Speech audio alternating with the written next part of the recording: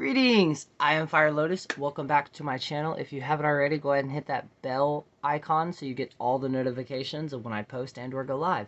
So, I will be making a few videos today. The first one is going to be on the experiment that I did, which is, this is a jar of war water. But instead of making it in the traditional way, I decided to experiment. And if you join my live or you follow me on TikTok, you probably already know this, but I had somebody ask to do a video on demonstrating it. Okay, so what I'm aware of and what I know on war water is traditionally you were supposed to get swampy, dirty water or mucky water, and you were supposed to add that to Spanish moss and add some rusty nails in there. That was the base form. And then you burp it every now and then to get that oxidization to happen. You can put it on your altar, multiple things to do. Now, interesting fact with this, Appalachian folk magic wise, if you use this in a situation and you're actually not justified in, it will actually come back and bitch slap you in the face. So, warning on that one. Now, let's talk about what I did. So, if you're not aware of, totally should have, hold on, let me see if I can get this beauty to come back to life a little bit.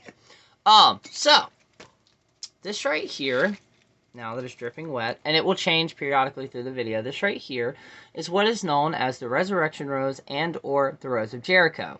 It has resurrection properties due to the fact that, well, it looks like this now, and I just added some water to it, so as it soaks that in, within hours, it will completely come back alive and blossom back open. Now, these can live for, I believe, hundreds of years, possibly, due to the fact that they completely can dry out and then come back to life as soon as the water happens.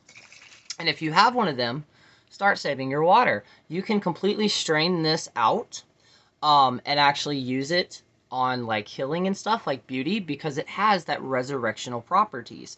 You can use this, a lot of people tend to use this magically for prosperity and money because it'll constantly be flowing. So I was like, what happens if you were add that, use Jericho water as the base to war water? Theoretically, and I've not actually got to try it out just yet, but theoretically, it would have the same benefits as this, which means it would constantly be what? Rejuvenating over and over and over and over and over again. So, how did I make this? So, I got this little bottle. You can use a bottle this size too. It is important, though, you have to burp them, because if not, it's just like, you can have reactions of like when you make yeast and you put it in a bottle too tight and it winds up exploding. That, the same thing can happen. Now, interesting fact is, this is the regular water. That's the regular color of it. And this is the color of this, which means it is oxidated perfectly. Now, the cool thing is you can also set this on your altar, and if it goes from, say, this color to overnight, it goes almost black, or it changes color dramatically, it could be a sign that somebody has thrown something your way, and it took the blunt force of it. So, with that being said, you get a jar.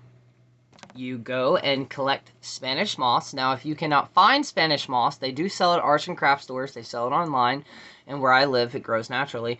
If you cannot find it, though, you can find it online and in multiple books of alternate things that you can use in this versus this. And then you get rusty nails. There are multiple ways that you can actually pre-rust nails. I think vinegar is a surefire way of doing it. I believe salt water also works. Traditionally, you would use coffin nails, but if you cannot find coffin nails, regular nails would do. If there's an old abandoned house anywhere near you or anything like that, and you can find nails from an old house or an old property, totally do that. Do not trespass. You don't want to go to jail making this. So, yeah, that's how I made it, and I will eventually make an update video of when I have to use it. Now, these does not just have baneful properties, it also has protection properties, multiple other properties, because you also have to realize you just added this to it as well. So yeah, I hope you liked this. If you're going to try it, update me in the comments of how it goes. If you think you could add something to this, which I encourage everybody to, also drop it in the comments below. So yeah, I hope you like this video, and until then, I will see y'all later. Remember, I will be posting multiple videos. The next video is how I traditionally learned how to make poppets. pets. So yeah, until then, peace.